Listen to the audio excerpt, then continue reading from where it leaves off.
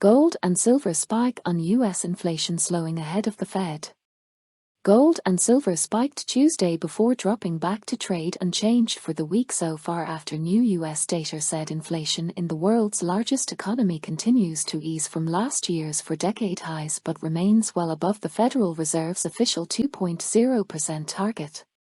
With the Fed's Policy Committee starting its two-day June meeting this morning, the headline cost of living on the Consumer Price Index came in 0.1% higher for May from April, half the monthly increase analysts had forecast.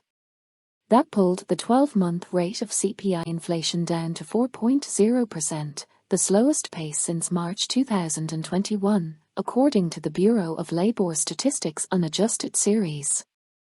So-called core inflation excluding volatile food and fuel prices meantime slowed as expected to 5.3% per year, the weakest pace since November 2021 on the BLS data.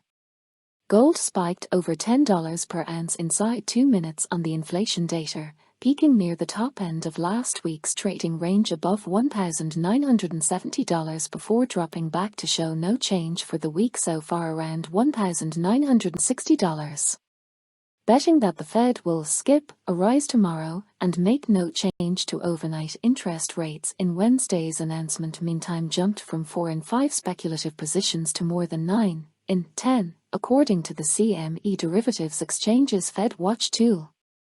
Market forecasts for the Fed's year-end rate also edged back after the inflation figures, showing a consensus of 5.06% for December, just below current effective Fed funds rates after reaching 5.11% yesterday. That's the same level as the Fed itself predicted for end 2023 interest rates in both last December and then March's quarterly dot plot forecasts, now due to be updated to accompany tomorrow's June decision on monetary policy. Ahead of this week's Federal Open Market Committee meeting, and with the receding impact of the debt ceiling issue, gold has traded in a narrow range in low volumes over the past week, says bullion market analyst Roner O'Connell at brokerage StoneX. Often a low-volume market leads to price volatility, but for gold over the past few days it has been more of a case of no one wanting to take fresh positions in case of a surprise this Wednesday with the release of the statement from the FOMC and to Chairman Jay Powell's subsequent press conference. Today's swing in the gold price around the U.S. inflation data release was driven primarily by volatility in the dollar, with the U.S. currency losing 0.5% on its trade-weighted index to hit the lowest in 3 weeks, while gold priced in the euro dropped towards €1,813, the bottom of its trading range so far in June. The European Central Bank is widely expected to announce its 8th consecutive rise to euro interest rates on Thursday, taking the cost of refinancing operations for commercial banks up to 4.0% per annum.